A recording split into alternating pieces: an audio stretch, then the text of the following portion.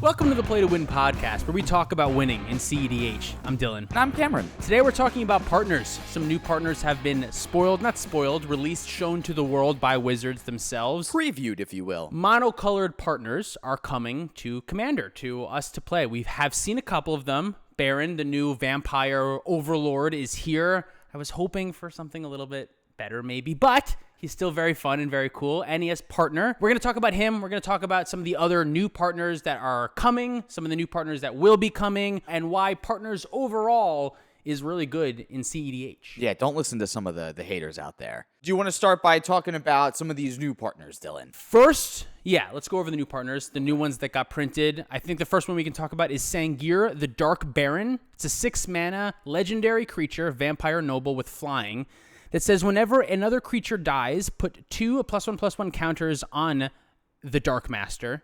And whenever another player loses the game, you gain life equal to that player's total life total at the beginning of the turn. It's worded kind of strangely. It has partner, and it's a 4/4. I would like to make it clear that this is a historic occasion. This is the first time a Play to Win member has read a card as part of our content. Oh, really? Oh, this wow, is look a at that. very historic time. You hear this everywhere else, but this is the first time that Play to Win has done it. Wow, look at that. Big shit. Yeah. How do you feel about Sangir? He's so bad. I wished he was better. I wanted really to be wish he was good in better, Edgar. For those who don't know, I love vampires more than anything. I have an Edgar deck. It's my pride and joy. I wanted this commander.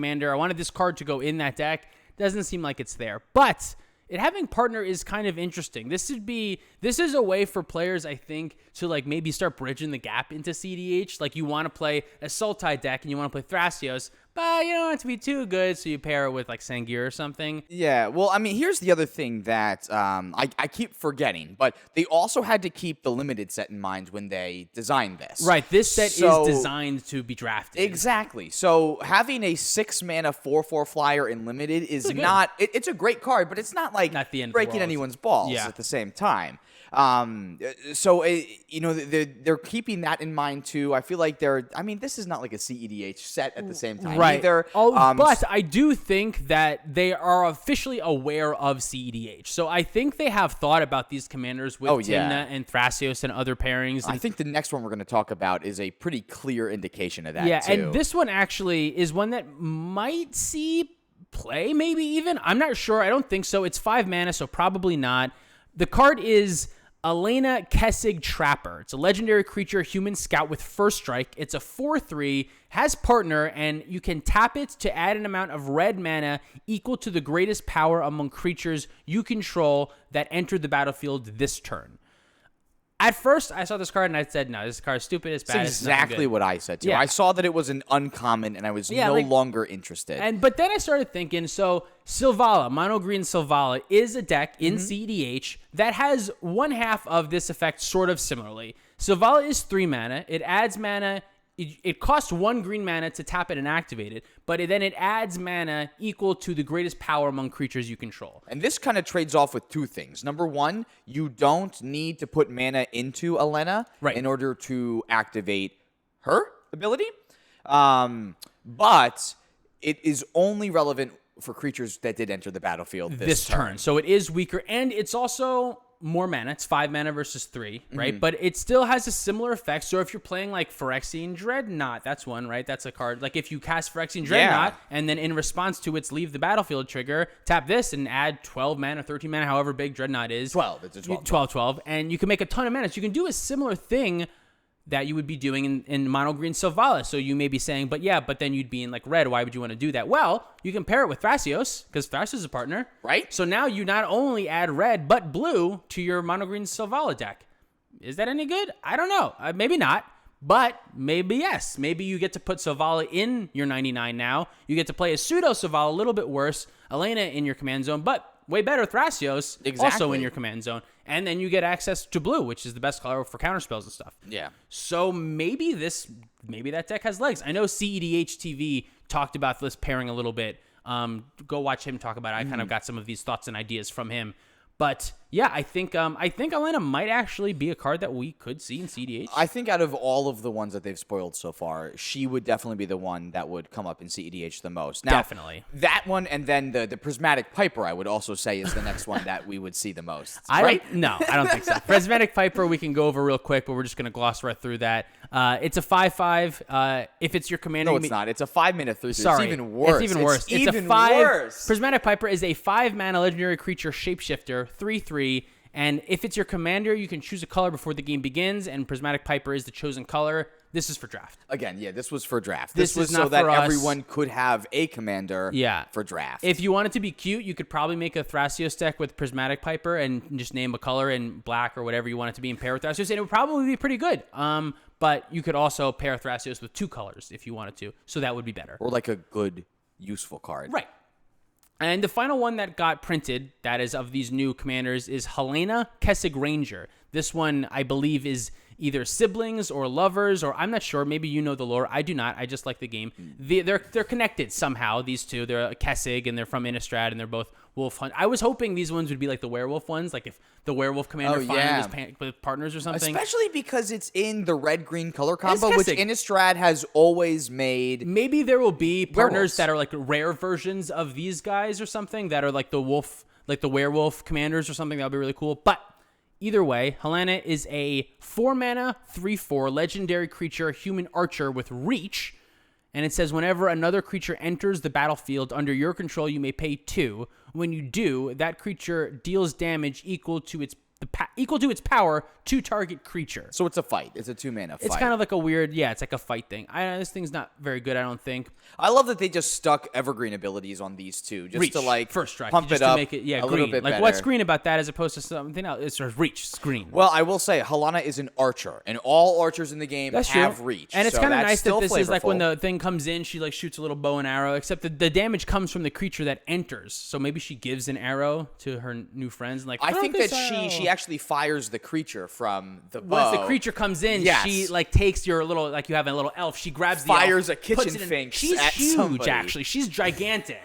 She's a giantress. Isn't I'm she or surprised he? that she's They a 3/4. She should really be a. This remember. card? And it's gigantic, and it picks up elves and it flings them in its bow and arrow. Yeah. Either way, I don't think this card's very good. What an image that is. I love that.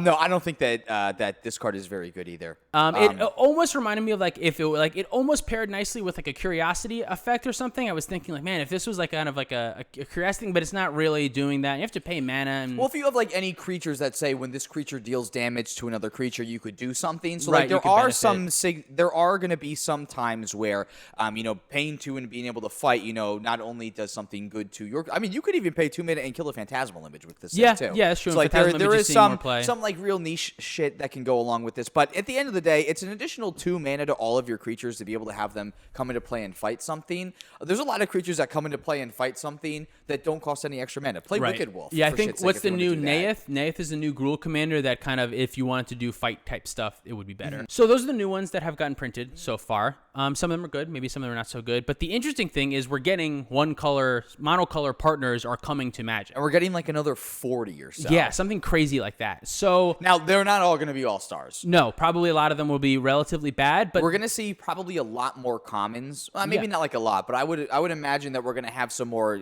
Piper similar cards. yeah, the issue is probably not going to be with the power level specifically of these cards, but it's going to be how they affect other cards in the format and That's which true. ones can pair with Thrasios and Tymna. So specifically, I think the ones that are black, white, and red that can pair with Tymna, that can pair with Thrasios, I think those ones are going to be looked at a little bit more, because anything that you put with Thrasios, if the commander is a food chain outlet, or if this commander just does anything, maybe it's like a piece of removal, maybe it's like a red mana creature that comes in and deals damage to something, maybe you pair that with Thrasios and just have a way to ping down the board or something like that.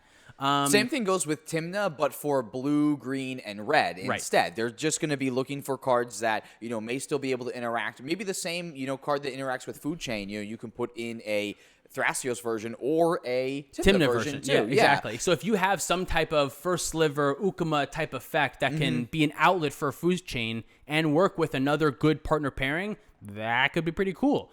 Same thing goes if there's any other commander that is part of a combo, Najeela or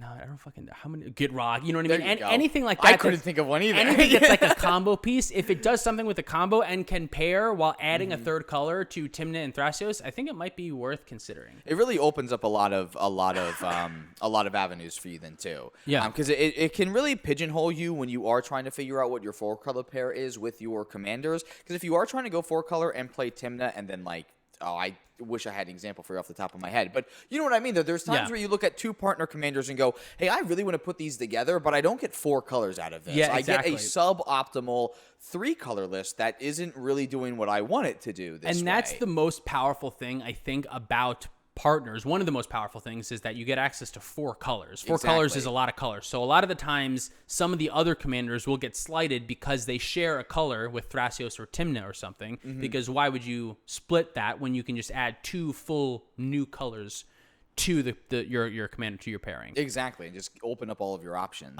So that kind of brings us to our main topic for this evening. What we're talking about today is why partners are specifically so good in cEDH. And I think there's a couple reasons for this. I asked y'all on Twitter, and you had a whole bunch of responses, and I've kind of narrowed them down into 4 main categories here. And I agree with you on most of them, and there's some that I think are my own thought that are as a reason why they're good. We'll talk about that. We'll have a nice powwow. It'll be a good time. So the first thing that we want to talk about is that partners essentially get you an extra card in your opening hand. Right. Yeah. The commander mechanic is good on its own right because it gives you an extra card basically in your starting hand. Right away, you're starting with 8. Right. Which is the same reason why Companion was so good in constructed formats, because some decks got a commander that they just had an extra card and other decks didn't. It gives you a whole big advantage with no opportunity cost. Exactly. Partners are the same way towards the rest of Commander. With partners, you get 1 extra card in your hand to the start because you have 1 extra card in your commander. So you are already, with no downside at all, you're at an advantage. You get an extra card access to right away. And you also had the opportunity to cut the worst card in your deck as well. Right. That's the second main things that partner does, is it lets you play with 98 cards versus 99, which seems like a small thing, but it really kind of isn't. You get to just take your worst card and just remove it from your deck. You never have to draw that card and feel bad about it. Better chance of drawing every other better card in your deck. So the fewer cards you have in your library, the better, obviously. That's really good advantage for partner. And there's no downside for this. There's no, you have to discard a card at some point. There's no counteract to the 98. There's no reason to not play partners unless you want to, which is like good. It's good that they have partners in Commander, which is the format of play what you want to, not necessarily what the best thing is. But the way that we look at Commander is play what the best thing is, and that's partners. Well, that's the thing. I mean, now with any format, people are still going to gravitate to the decks that speak to them. So, right. Even if Thrasios is always going to be the best deck, people are still going to go. There's flavors of Thrasios. There's 3 different but, Thrasios people still distinct really builds. like Kaikar and are still going to want to play Kaikar, even if Kaikar is not necessarily the best thing.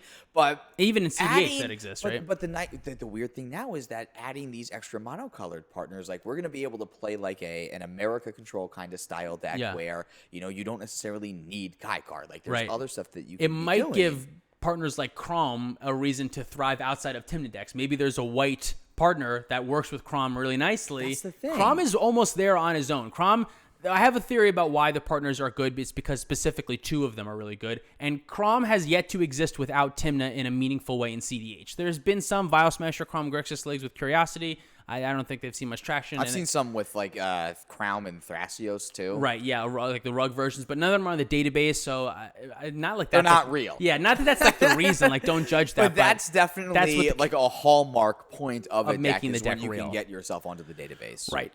So before we go on to specifically why which partners are so busted, another reason why partners just in general are so good in cEDH is they give you access to 4 colors. We did kind of touch on this a little bit too. Exactly, which is how we kind of brought into this, is the more colors means more powers. You get to cut the worst version. Some decks have to play delay because it's just the best, blue counter spell. But when you have white, you can play Dovin's Veto. Why would you play delay? You know what I mean? So you have... It lets you shave out the weak links, right? It just lets you raise the overall power. And you can argue that sometimes, even in 5-color, you can kind of dilute your deck, and then, there's also mana constraints that you have to keep in mind. Right. Although in cEDH, the mana is near perfect. It is. It definitely is. But if that is something you want to worry about, or let's say, you don't. Yeah, if you're playing Blood Moon meta, that is a good point too. Having 4 colors and being able to, kind of lessen some of those chances, right, is still good too. The other main point, I think, and this one kind of is a few different ones, but customizability, versatility, flexibility, and overall minimal color restrictions. Now, this kind of feels like a lot of different things, but it's kind of just the one thing of complete customization, right? You can change your deck. You can change your Thrasios deck week to week to have whatever 2 colors that you want, right? So you can just have be red-white. You can splash black-white. You can splash black-red. You can splash any of these other colors in your core Thrasios deck, and you can gear it to beat other decks. If you want to go really fast, go Tymna. If you want to go really controlling, go Vile Smash. If you want to go really adaptive, go Bruise. You can do whatever you want to make it specific. Kess can't do that. Kess is always going to be Kess. Kess is always going to be consultating and storming. That's all that she's going to do. Kess can't say, maybe white cards would be better. Maybe I really need silence. Or Kess can't say, maybe green cards would be better. Sylvan Library, I need an extra draw or something like that. Whereas like Thrasios can kind of choose which version. Do I want more draw? Do I want more protection? Do I want more whatever? You can go in that direction. And same with Tymna. Tymna has the choice to, do I want to be, in my farm deck, do I want green and Ikra and I want the Mana Dorks, or do I want red and Mad Farm and Bruise and I want the red cards? You can go kind of back and forth. Or do I want to add 2 more colors and play blue farm even then too? Exactly. So there's just so many different things that you can do. And this is honestly my favorite part about Partner, is that it never gets stale. I have such a short attention span for decks sometimes. Like, I feel like I want to play this, and then I want to play this, and I want to play this. But being able to just say, okay, well, I have Thrasios now. I'm playing Tymna now, but I kind of want to play Vile Smasher on, like, any given day. Being able to allow me to always have... I don't want to say always have fun. That makes it sound like I hate this game. No, but you know what I mean. For us, for people who are spikes and are playing the games strictly to win, you're always trying to optimize. I'm always trying to make my deck a little bit better, a little bit better, a little bit better. And when you can keep your main core of your deck and say, oh, what if I swap the red cards for white cards? That's really interesting for, you know what I mean? For gameplay, you can figure out Dockside better, Silence better, and you can get a lot more wide-ranging experiences on the higher level of it. And it really lets you maximize how you fight against your meta as well too.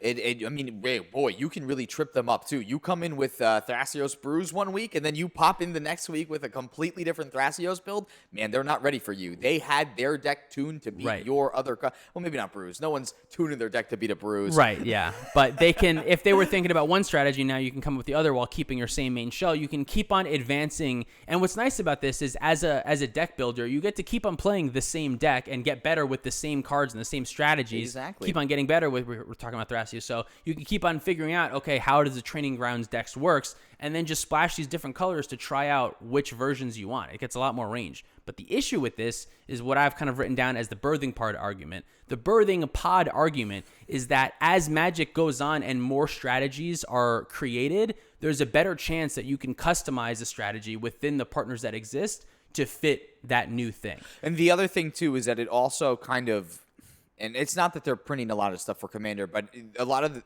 the arguments against Birthing Pod, especially in Modern at the time, were that it really limited what kind of creatures Wizards was able to print then. Right. Because if it was too good on a specific part of the curve, especially if it had an Enter the Battlefield ability a la Siege Rhino, it was just a completely whole new way to bust Birthing Pod. So what I mean is, like within Thrasios decks, the comparison is they keep on printing Training Grounds effects. Biomancer's Familiar and Zerta, which is a combo piece with 2 other rocks that are already decent. They came out with those like within a year and a half of each other. Exactly. So as they print, what if they print more of those cards? This deck just gets better and better. So as they keep on printing more things, if you can customize your strategy, I mean, especially now that there's going to be more partners. More partners. That's the other thing. There's like 15,000 combinations now. The chances that you get to find a strategy that perfectly synergizes with new cards that are being printed means that your power level is just way higher. Or like, as we said, Kess is doing Kess stuff no matter what. So if they print spells that interact with the graveyard, yeah, Kess can use them. Fantastic. But if they print a white spell like Savine's Reclamation, you can never play Savine's Reclamation in Kess. Although it would be fucking awesome. But you can just never do it, right? You're not going to put Kess in the 99 because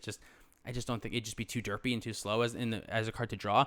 But in like Thrasios decks, if they print a Training Grounds effect in any color, I can play it with Thrasios and just splash the other commander with it, right?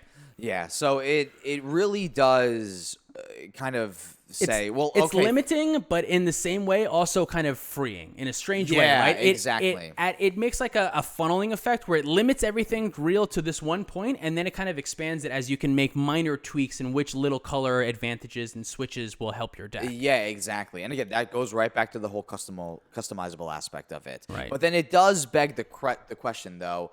how powerful is too powerful for when we start to really get annoyed with Thrasios? Because Right. already, like, we don't even have 40 new partners, and people Right. are already pretty annoyed And with people, Thrasios. I mean, it's Magic players. That's what we do. We complain, right? Everyone That's the thing. I like to always say hates that. the Yeah. best I deck. don't want to associate with you complainers out there because I'm no complainer. No, this is why I play the best deck.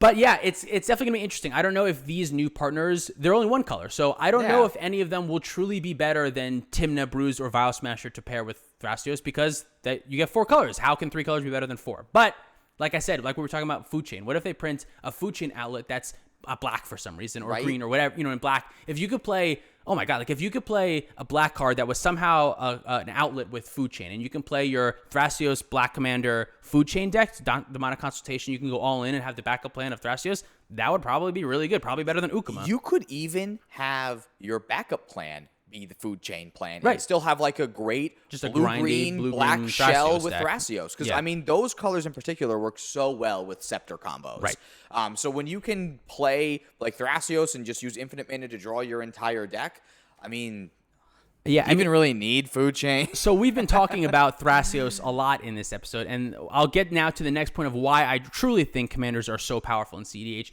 and I don't really think it's actually any of those things that we listed above. Although those are small little notes onto why commander is good, why partners are good in commander. I think the real reason why they are at the top tables in cEDH and are at the top of tier 1 all the time is because specifically Thrasios and Tymna, and maybe a little bit Crom, but Thrasios and Tymna are incredibly powerful because they are both cheap draw engines that can be cast for less than 4 mana while still holding 4 colors of identity.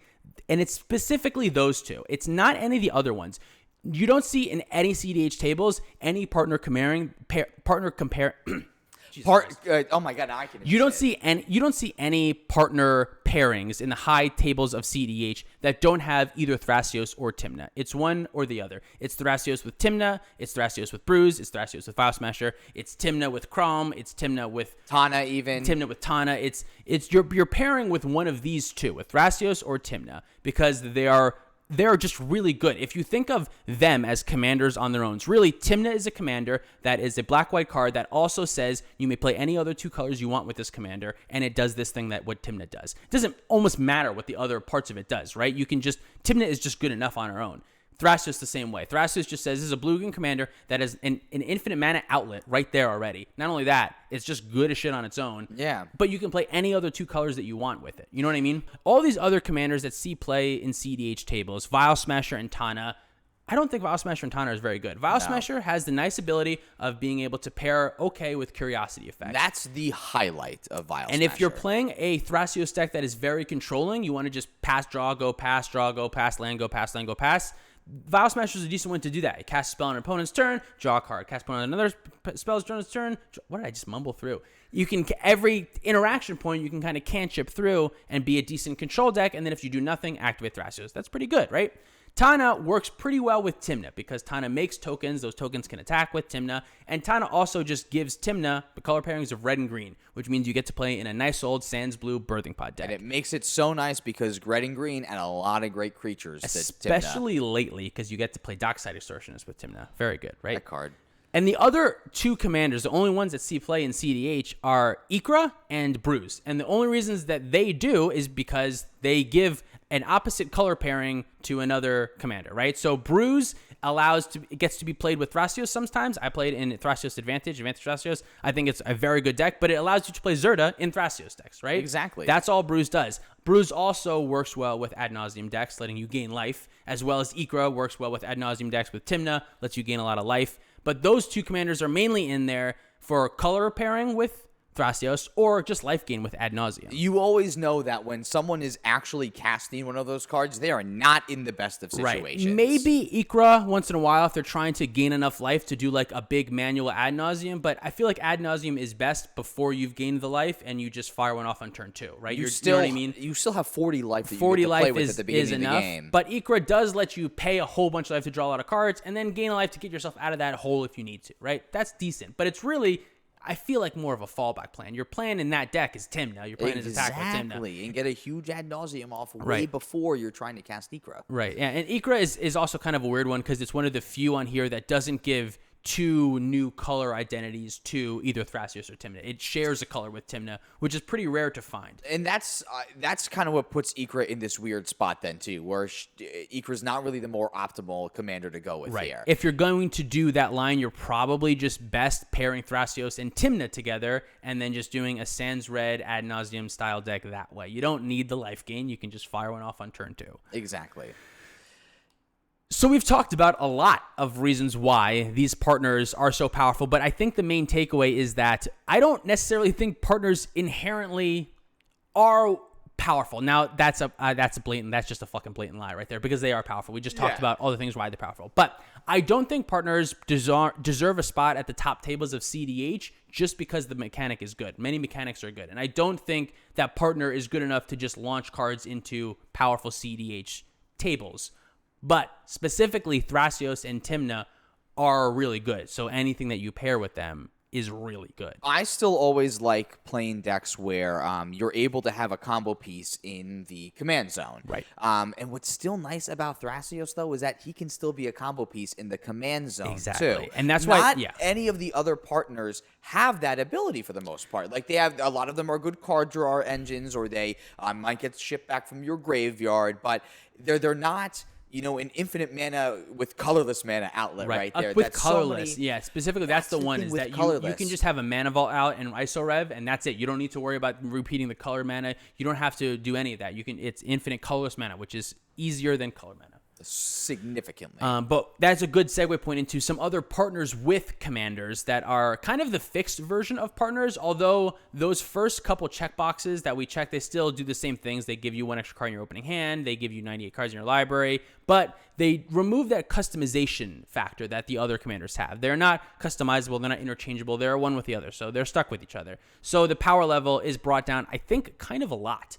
The only reasons why the ones that see play and cEDH see play is because they're combo pieces or they're huge draw engines, which is the necessary factor for cEDH commanders. And the other thing about these is that we don't have a 4-color pairing for the partner with commanders. We have a couple of 3-color pairings, which we very recently got in the last commander set, and then Battle Bond gave us some 2-color pairings. Right, so we got Toothy, right? Toothy was one that Toothy and Pier actually did see some play, does see some play. I know I've seen it on Spike Feeders. It's on the database.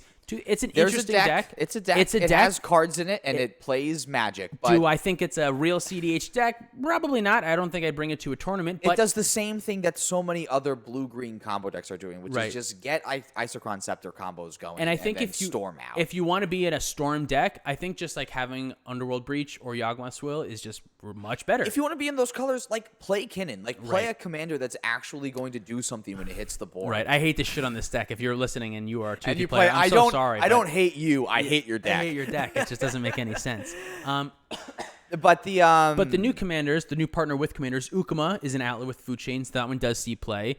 Brawlin is an outlet with Curiosity, right? So it does see play. It has a lot of synergies with wheel effects. Even Paco and Halden, too. And Paco and Halden is a great draw engine. And also Paco's big. Paco's a beater. Big, beefy man. Paco is a beater. Paco just eats everything out of your opponent's library. And he also really messes with a lot of shenanigans. Sylvan libraries, Sensei's Divining Tops, top of library tutors. That's what I was just about to say. It makes it Worldly inconvenient for when you can time your shit. And Paco just kind of like nicely just gets rid of a lot of stuff. You know what I mean? We forget that we're in a singleton format. So if you exile someone's DOS Oracle, they might be fucked. They might not, you know what I mean? Like they might not be able to do anything right there. So and no one respects the beatdown Paco plan either. Right, which is Paco a real just plan. All of a sudden everyone goes, "Oh my god, I'm at 15 life now." Yeah. Paco's a huge. 9/9. Yeah. Like what am I going to do? I think Paco is in the weird spot of it looks like a bad card because it does things like messing with the top of the library randomly, milling a couple at a time is not really good. It's not thought of as good. And getting big in cEDH is also just not thought of as being good. But Paco lets you kind of draw those cards, and I think the singleton aspect is kind of a real thing. We see this in Shabraz as well too. Yeah. The other, Brawlin, the Brawlin with Brawlin partner. Shabraz, Shabraz gets giant sometimes. And Shabraz can just really get in there and, act the same way that Paco can later in the game. And I think it's important to note the reason why those things end up being okay in cEDH is, one, when the game gets really stacked out and you can't do anything, you can't storm off, once the game gets locked up, I shouldn't say stacked out, but once the game gets locked up, a giant creature is normally a good way to start breaking through that. It kind of turns into a draft game where, like, someone plays a 6/6 in draft and you go, oh shit, I don't have anything now that I'm on can a clock. beat that. Yeah. It's the same thing with this. I mean, if you get Kazur down and you can start beating face, we've seen that on the channel. Yeah, exactly. Definitely, the creatures definitely get big enough, and it's a good way to also act as like kind of shitty player removal, like a spot, like a spot removal. If someone has a winter orb, not a good example, but if someone has something that's locking you out of your combo or something, and you can't get rid of the thing, maybe you can just get rid of the player while attacking them with Paco. You don't need to give a fuck about anything that guy's doing that. Exactly. So how do you feel about partner in general then? Do you think that it's something that, is going to get out of hand, or do you think that this is something that, is still going to be fine within the confines of the current format? So I like partner. If I had to choose, I say I would wish it probably never existed, and we would just have 4-color partners that didn't have... 4-color commanders. 4-color commanders that didn't have partner. I would rather that, I think. But I do think that they do exist. It's just fun. It's just like a fun way to play. I like that we're getting new commanders. I don't think any of them, I'm probably going to eat my words now, but I don't think any of them will be better than anything that already exists. Because so we haven't seen any mythic ones. Right, that's true. We haven't seen any mythics, and I think having like some cool mythic partners, could add a lot of really cool pushes to that. And we have seen Wizards start to design cards for Commander too. And this set is called Commander Legends. We're in the year of Commander, so there's going to be something. With the exception of Baron, we're probably going to see some rares even that are going to be good. Like a little bit more pushed in that space. Definitely, but I still hold that I don't think they'll be better than tier 1. I do think that they have partner on their radar enough, and I think that the considering that Commander is like the most played format out there, it's got quite a large voice, especially because there's a whole casual side of it that has quite a large voice. And they said, I was listening to them talk about it. They didn't necessarily test every single commander. They couldn't. There's just too many possibilities. But they did put them on sticky notes on a wall, and they said, is that good? Is that good? And they thought about it. So that's all we can ask. They thought about it. That's nice. That's more than they usually do. So at least if Thrasios and Tymna is on their radar, I think I trust them to make cool, interesting, unique, fun stuff, and I'm excited about the future of partner. I don't think it's the end of Commander brewing and everything is going to congeal. I think it's going to make so many more possibilities, because by printing 40 commanders, they print 1,500 commanders because there's so many different. That's the thing. You know what I mean? And in the end, people are going to play the deck that they want to play, even if it's not necessarily the most powerful thing. Even I in will cEDH, play the best deck. We will, but like at the same time, like there's people out there that don't necessarily need to play the best deck. Like they have a commander that they really like, and hey, this is cEDH viable. I'm going to play that. If it's a draw engine or a combo piece, it's cEDH viable. Exactly. And these aren't. I don't think that they're going to print anything that kind of makes everything else obsolete at the same time then too, because the other worry is that now like every time they print more legendaries, they're going to be more powerful than the 2011 2012 legendaries that they were printing. There's new players in the game that weren't around when Damia the Stone Mage was around. Was the shit. So if they find Damia and go, I fucking love this Gorgon motherfucker, I want to play Damia turns in cEDH, like you can do that if you want to. I've seen a list. I don't think it was very good, but it's interesting. You could try. There's stuff out there that you could do with Damia that. says draw a card, so I would consider her. Draw up to 7. Up like to 7. That's already pretty great. Cards, she's 7 mana, which is pretty terrible. I will say I like that the recent partners with commanders. I like how they built a couple of them, Ukama and Paco and Brawl, and that the fact that they are cEDH playable technically. Yeah. And I think that they knew that they would be, but they're also very clearly casual commanders. You know what I mean? It's a flying shark. You know what I mean? There's one half that doesn't do anything. Like Paco is like just the goodest boy. They are clearly building casual commanders that can do something in the high end of the format. I think that's a great space for them to be. I think that they're definitely going to expand more in the power level with more partner with things. Yeah. But it's kind of nice to see that, even the what they've spoiled so far for partner commanders is not going to be backbreaking. Yeah. Hopefully. We'll see. Thanks for watching. This has been the Play to Win podcast, where we talk about partners. If you'd like to catch us on YouTube, you can do that. youtube.com/playtowinmtg, I think. You'll find it. You'll figure it out. Appreciate it. We'll see you next time. Have a good night.